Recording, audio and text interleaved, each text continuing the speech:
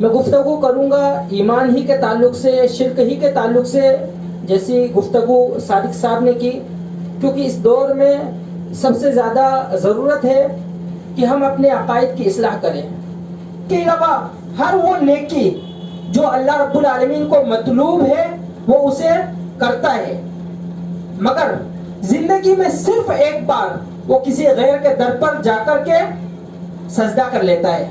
زندگی میں صرف ایک بار کسی غیر کے سامنے اپنے ہاتھوں کو اٹھا لیتا ہے. زندگی میں صرف ایک بار وہ غیر کے لیے نظر و نیاز یا قربانی کر لیتا ہے. یہ ہے شرک کی گناہ، یہ جو ہے سنگینیت، جسے آج ہم ہمارے معاشرے میں ہر گھر میں دیکھ رہے ہیں، لیکن ہمارے دل میں بالکل خلبلی نہیں مچتی.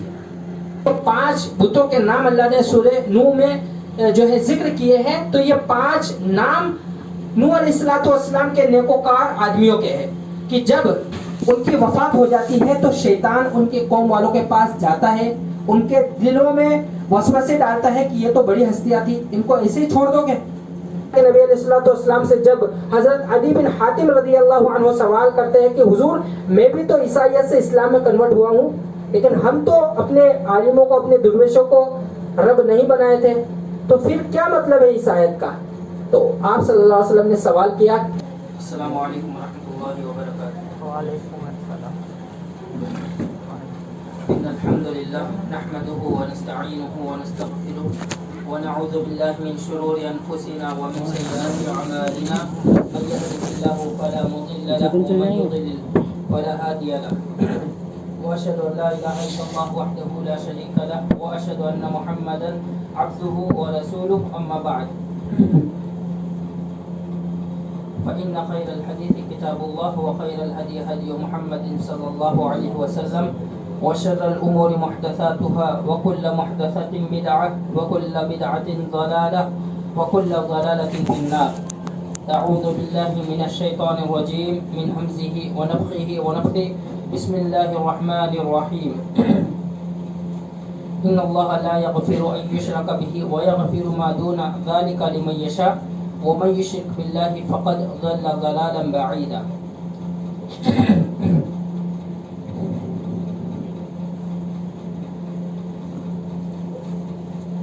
تمام قسم کی تعریف، توصیف، کبریائی، بڑائی، حمد و ثنا اللہ وحدہ لا شریک کے لیے لائق اور زیبا ہے.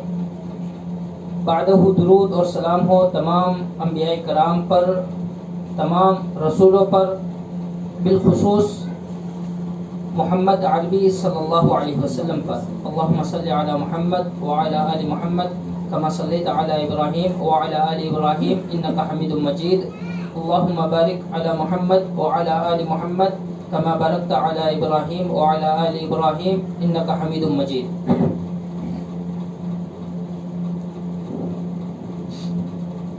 اللہ کی تعریف اور توصیف کے بعد اور نبی علیہ السلام پر درود اور سلام کے بعد میں آپ تمام حضرات کا شکر گزار ہوں کہ آپ تمام حضرات نے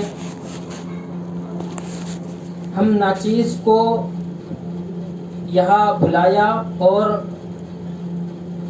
کچھ سننے سنانے کا موقع دیا. حالانکہ ہم اس لائق نہیں ہیں، یا نہ گفتار کے غازی ہے، نہ ہی چرب زبان ہے، مگر الحمدللہ یہ آپ لوگوں کا بڑکپن ہے کہ آپ لوگوں نے موقع دیا اور یہاں آپ حضرات ہماری باتیں سننے کے لیے جمع ہوئے. یہ ایک ایسی مجلس ہے جس کے تعلق سے نبی علیہ السلام نے فرمایا حفتہم الملائکہ وذکرہم اللہ فی من عندہ، کہ جس مجلس میں اللہ اور اس کے رسول علیہ السلام کا ذکر کیا جاتا ہے، ایسی مجلس پر سکینت نازل ہوتی ہے. اللہ کے فرشتے ایسی مجلس کو گھیر لیتے ہیں، اپنے پروں سے ڈھانپ لیتے ہیں، اور رب کریم ایسے لوگوں کا ذکر اپنے پاس موجود فرشتوں کے سامنے کرتا ہے. آج جہاں لوگ دین سے بہت دور ہیں. اللہ رب العالمین اور رسول علیہ الصلوۃ والسلام کی باتیں سننا تو بہت بڑی بات ہے، یعنی دین کے تعلق سے ان کے کانوں پر جوں تک نہیں رینگتی. ایسے موقع پر دینی مجلس قائم کرنا یہ بہت بڑی بات ہے.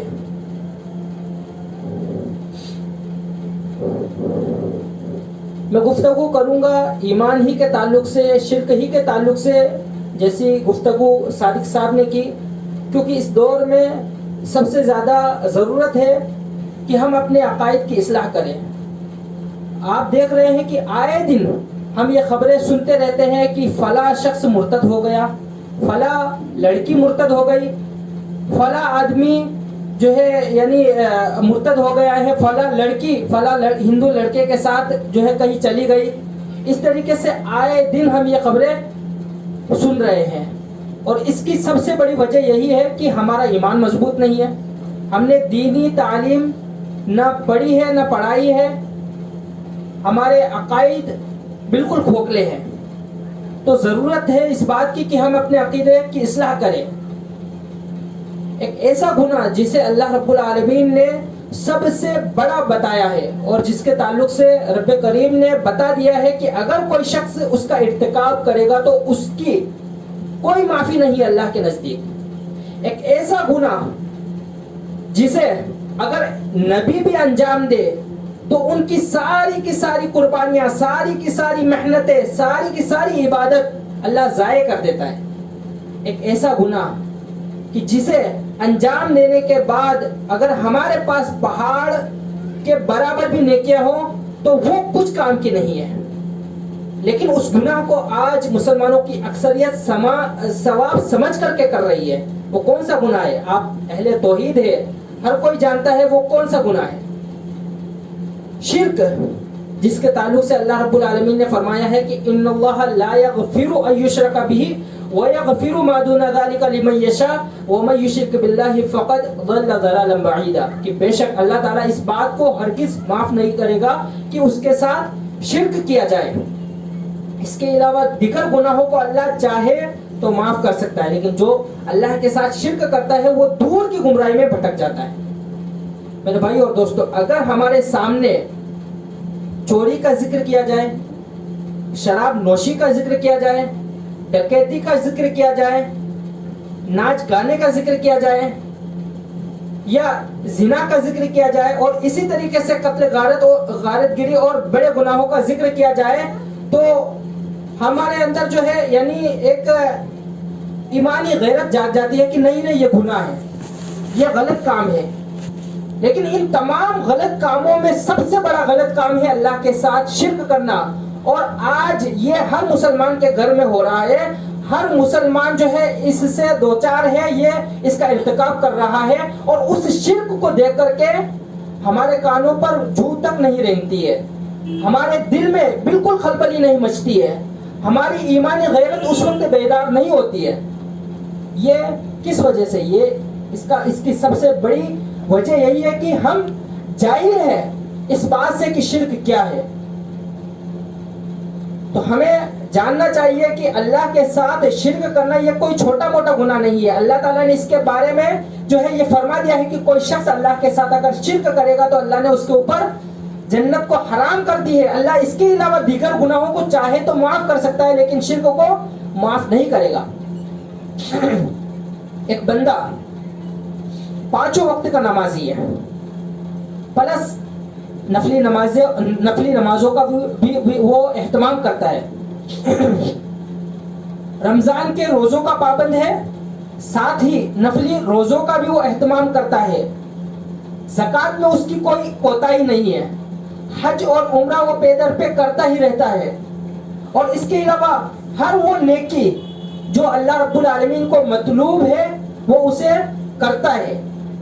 مگر زندگی میں صرف ایک بار وہ کسی غیر کے در پر جا کر کے سجدہ کر لیتا ہے، زندگی میں صرف ایک بار کسی غیر کے سامنے اپنے ہاتھوں کو اٹھا لیتا ہے، زندگی میں صرف ایک بار وہ غیر کے لیے نظر و نیاز یا قربانی کر لیتا ہے اور بغیر توبہ کیے ہوئے وہ مر جاتا ہے اسی حالت پر، تو میرے بھائی اور دوستو یہ جو پہاڑ برابر جو اس کی نیکیاں ہے، اللہ رب العالمین ایسے شخص کے تعلق سے فرماتا ہے وَقَدِمْنَا إِلَى مَا عَمِلُوا مِنْ عَمَلٍ فَجَعَلْنَاهُ هَبَاءً مَنْثُورًا، کہ ایسے لوگوں کی، ایسے اشخاص کے عمل کی طرف ہم کل قیامت کے دن بڑھیں گے اور انہیں ذرات کے مانند بکھیر دیں گے.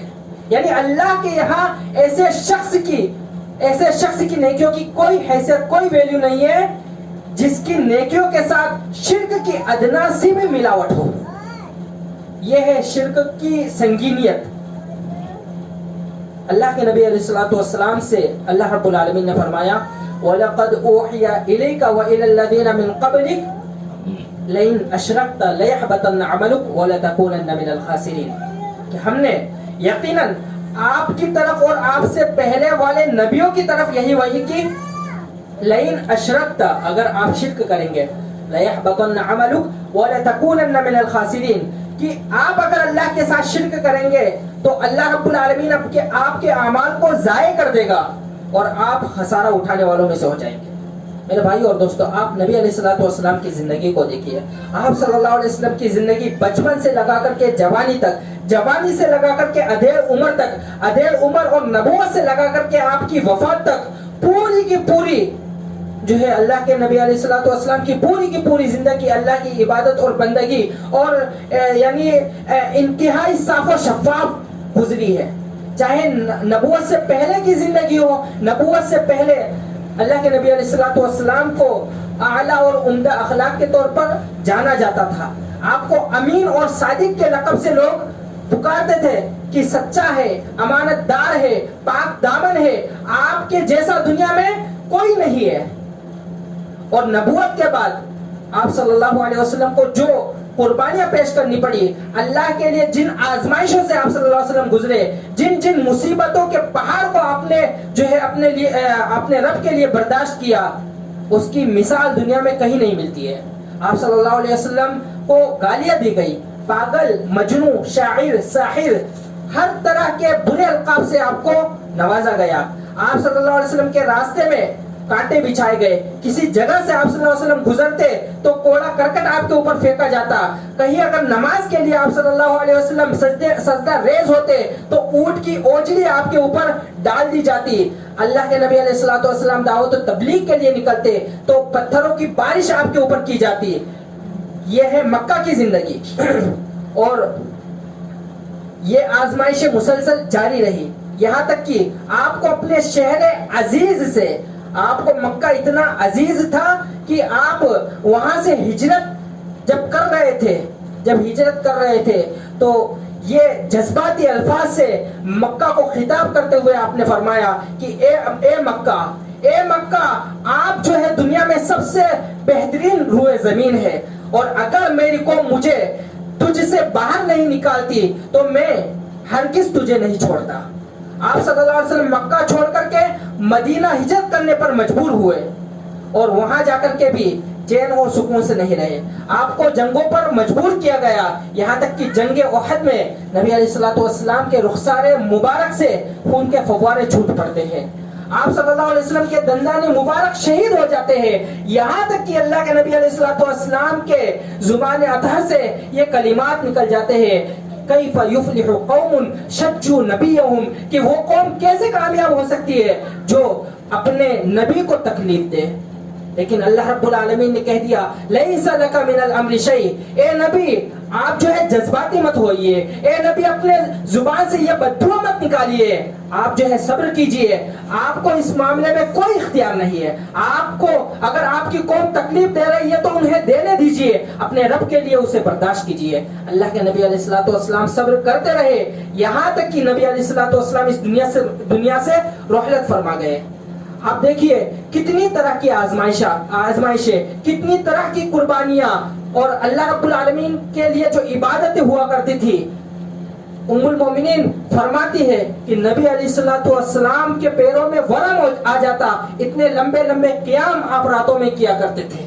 جب پوچھا گیا، جب آپ کو کہا گیا کہ آپ کے تو اگلے اور پچھلے گناہ بخش دیے گئے ہیں، پھر کیوں اپنے رب کے لیے اتنی عبادت کر کے اپنے آپ کو تھکاتے ہیں؟ تو نبی علیہ الصلوۃ والسلام کہتے ہیں کیا مجھے یہ پسند نہیں کہ میں اپنے رب کا شکر گزار بندہ بنوں؟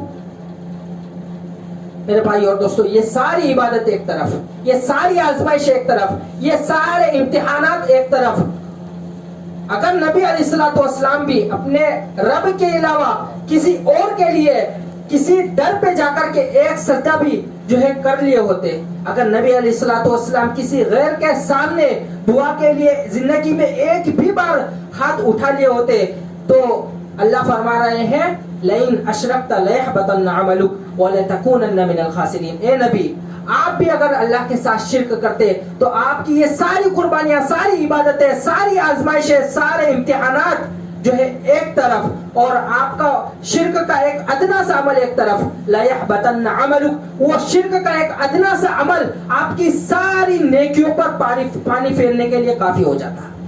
یہ ہے شرک کی گناہ جو ہے سنگینیت، جسے آج ہم ہمارے معاشرے میں ہر گھر میں دیکھ رہے ہیں، لیکن ہمارے دل میں بالکل خلبلی نہیں مچتی ہے۔ اللہ کے نبی علیہ الصلوۃ والسلام کے علاوہ اللہ رب العالمین نے فرمایا ہے شرک کے تعلق سے نبیوں سے بھی کہ وَلَوْ أَشْرَكُوا لَحَبِطَ عَنْهُمْ مَا كَانُوا يَعْمَلُونَ، کہ نبی علیہ الصلوۃ والسلام کے علاوہ بھی اگر دیگر انبیاء بھی شرک جیسی گناہونی حرکت کر بیٹھتے تو ان کی بھی ساری کی ساری نیکیاں برباد ہو جاتی ہیں۔ إِنَّهُ مَن يُشْرِكْ بِاللَّهِ فَقَدْ حَرَّمَ اللَّهُ عَلَيْهِ الْجَنَّةَ وَمَأْوَاهُ النَّارُ وَمَا لِلظَّالِمِينَ مِنْ أَنصَارٍ، کہ جو اللہ کے ساتھ شرک کرتا ہے اللہ نے اس پر جنت کو حرام کر دی ہے، اس کا ٹھکانہ جہنم ہے، اور ظالموں کا کوئی مددگار نہیں۔ یہاں پر اللہ تعالیٰ نے مشرکوں کو ظالموں سے تعبیر کیا ہے۔ کیوں ظالم کہا ہے؟ کیونکہ شرک ایک ظلم ہے، اللہ نے اسے ظلم عظیم کہا ہے، ان الشرک لظلم عظیم، کہ شرک سب سے بڑا ظلم ہے۔ ظلم کا مطلب کیا ہوتا ہے؟ ظلم کا مطلب ہوتا ہے کسی کا حق ہتھیا لینا، کسی کا حق ہتھیا لینا، یا پھر کسی کا حق لے کر کے کسی اور کو دے دینا۔ اور شرک میں یہی تو ہوتا ہے کہ ہم اللہ رب العالمین کا جو حق ہے کہ اسی کی عبادت کی جائے۔ اللہ کا کیا حق ہے کہ اسی کی عبادت کی جائے۔ اللہ کے نبی صلی اللہ علیہ وسلم فرماتے ہیں حق اللہ علی العباد ان یعبدوہ ولا یشرکوا بہ شیئا، اللہ کا حق یہ ہے بندوں پر کہ وہ اسی کی عبادت کرے اور اس کے ساتھ شریک نہ ٹھہرائے، اس کے ساتھ شرک نہ کرے۔ تو اللہ کا اگر ہم حق لے کر کے کسی اور کو دے دیتے ہیں تو یہی ہے شرک، یہی ہے ظلم۔ اور اس شرک کو سب سے بڑا ظلم کہا ہے۔ کیوں؟ وہ اس وجہ سے کہ جو دوسرے ظلم ہے وہ مخلوق کے ساتھ ہوتے ہیں، لیکن یہ جو ہے مخلوق کا خالق کے ساتھ ہو رہا ہے تو یقیناً اس کی سنگینیت بڑھے گی۔ اسی وجہ سے اللہ رب العالمین نے اسے ظلم عظیم یعنی سب سے بڑا ظلم کہا ہے۔ یہاں شرک کی ایک مختصر سی تاریخ آپ کے سامنے رکھنا چاہوں گا کہ شرک کی جو ایجاد ہے وہ کب ہوئی۔ اگر ہم دیکھیں آدم علیہ السلام کی زندگی یا آدم علیہ السلام کے بارے میں پڑھیں گے تو پتہ چلے گا کہ حضرت آدم علیہ السلام کی اصل توحید ہے، توحید پر تھی، اور حضرت آدم علیہ السلام سے لے کر کے تقریباً 10 صدیوں تک دنیا میں کوئی بھی شرک کرنے والا نہیں تھا۔ حضرت ابن عباس رضی اللہ عنہ فرماتے ہیں کہ حضرت نوح علیہ السلام اور حضرت آدم علیہ السلام ان دو نبیوں کے بیچ میں تقریباً 10 صدیوں کا فاصلہ ہے، یعنی 1000 سالوں کا فاصلہ ہے، اور ان 1000 سالوں میں یا ان 10 صدیوں میں دنیا کے اندر شرک موجود نہیں تھا۔ دنیا کے اندر شرک موجود نہیں تھا۔ شرک کب وجود میں آیا؟ نوح علیہ السلام کی قوم میں جو 5 بت تھے، ود، سواع، یغوث، یعوق اور نصر، جن کا ذکر اللہ تعالیٰ نے سورہ نوح میں کیا ہے، یہ 5 بت حضرت ابن عباس رضی اللہ عنہ فرماتے ہیں، بخاری شریف کی روایت ہے، اسماء رجال صالحین من قوم نوح فلما هلكوا اوحى الشيطان الى قومهم ان انصبوا الى مجالسهم التي كانوا يجلسون فيها انصابا وسموها باسمائهم ففعلوا فلم تعبد حتى اذا هلك اولئك وتنسخ العلم عبدت۔ کہ یہ جو 5 بتوں کے نام اللہ نے سورہ نوح میں جو ہے ذکر کیے ہیں تو یہ 5 نام نوح علیہ السلام کے نیکوکار آدمیوں کے ہیں کہ جب ان کی وفات ہو جاتی ہے تو شیطان ان کی قوم والوں کے پاس جاتا ہے، ان کے دلوں میں وسوسے ڈالتا ہے کہ یہ تو بڑی ہستیاں تھی، ان کو ایسے ہی چھوڑ دو گے؟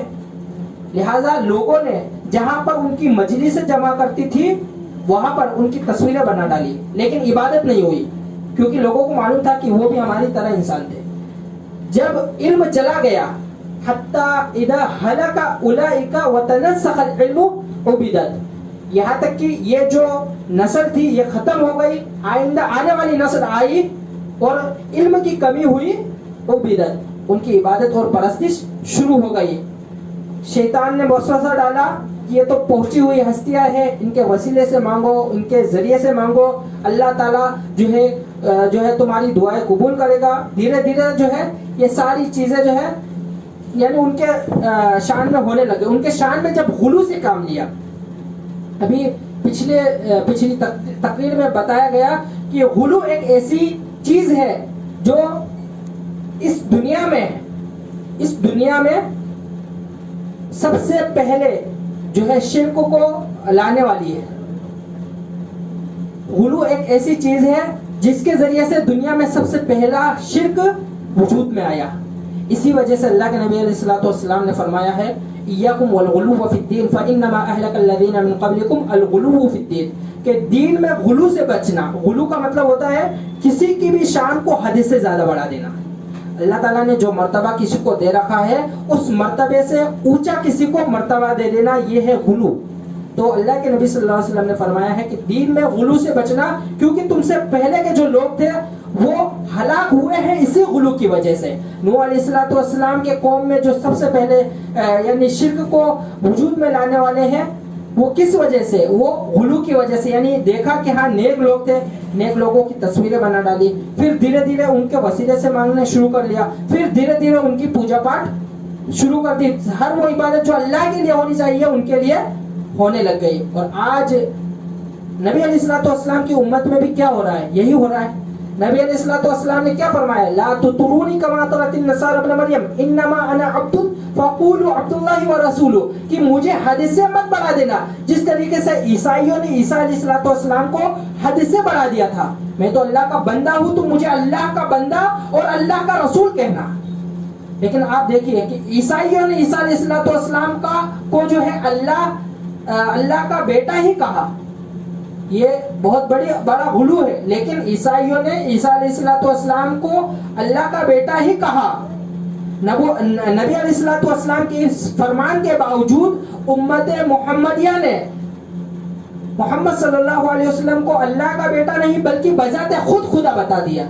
وہی جو عرش پر مستوی تھا خدا ہو کر، وہی جو عرش پر مستوی تھا خدا ہو کر اتر آیا ہے مدینے میں مصطفیٰ ہو کر۔ نعوذ باللہ من ذلک۔ یہ کن کے اشعار ہیں؟ یہ اسی امت کے افراد کے اشعار ہیں۔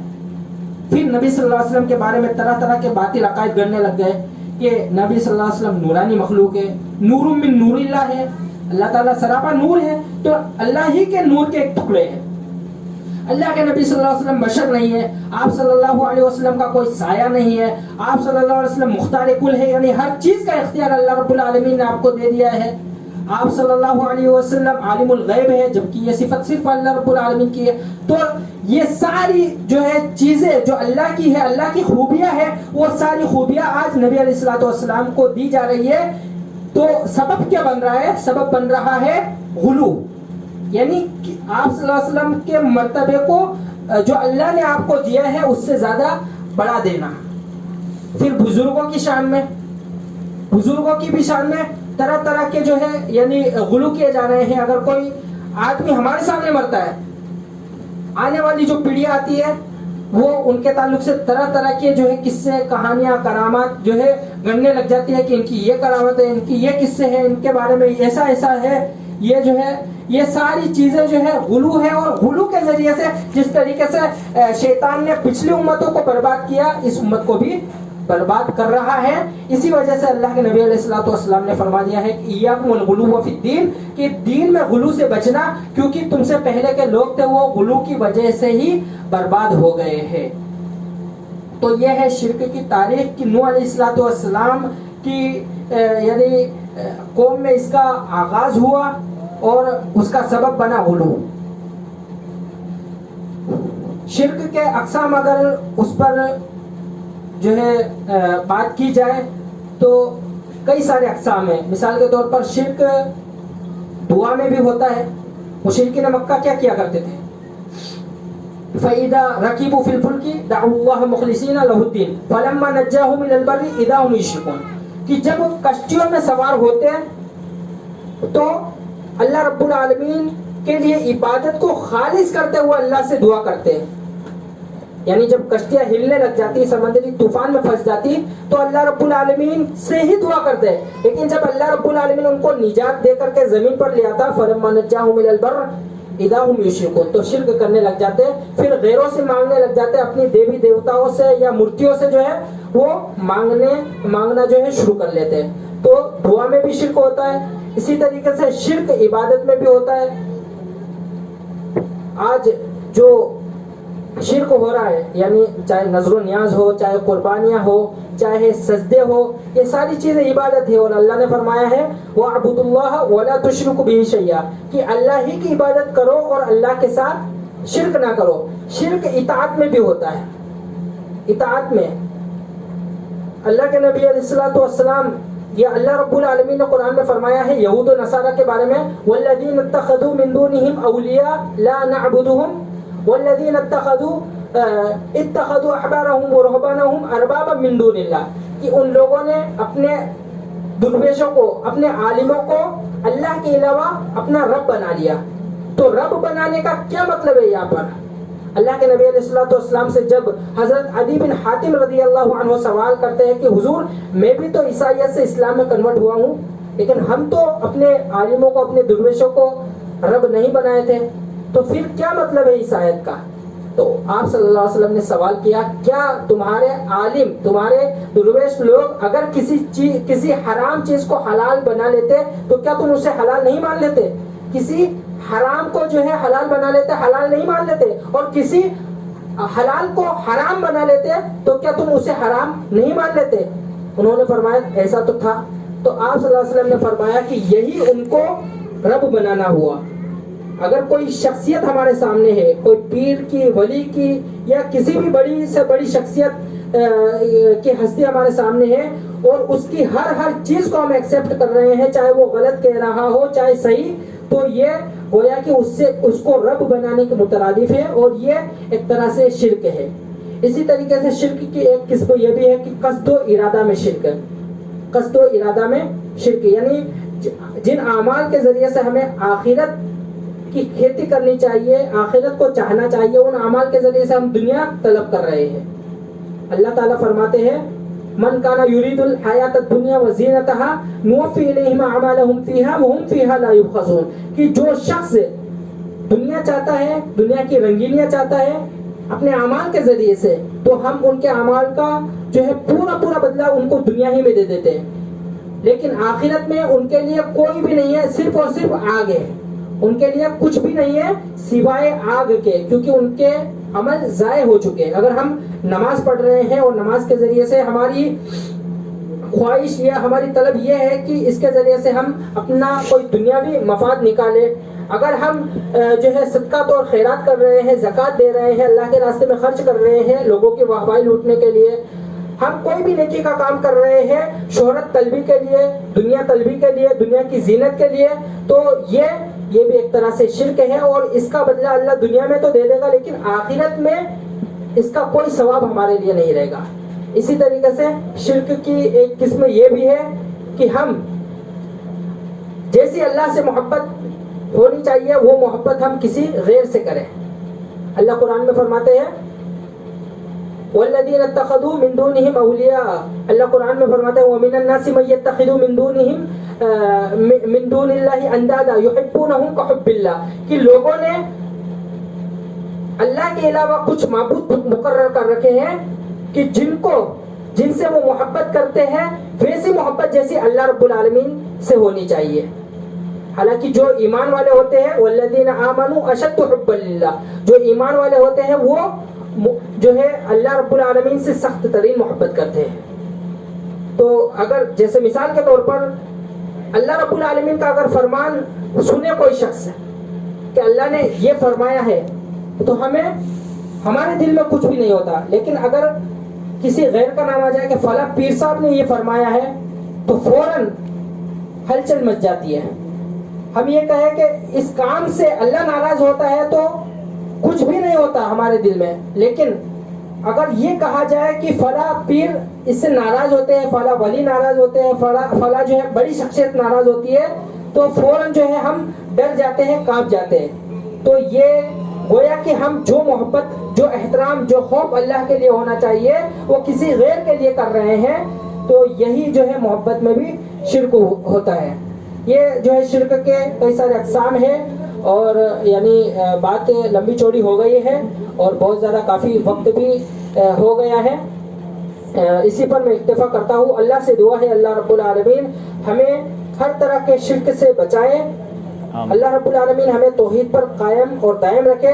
اللہ ہمیں صحیح ایمان اور عقیدہ عطا کرے. اللہ رب العالمین ہمیں جب تک زندہ رکھے توحید پر, ایمان اور صحیح عقیدے پر زندہ رکھے, اور جب ہمارا خاتمہ ہو صحیح ایمان اور عقیدے پر خاتمہ ہو. آمین تقبل یا رب العالمین. وصلی اللہ علی نبینا محمد وعلی آلہ وصحبہ وسلم. السلام علیکم ورحمۃ اللہ.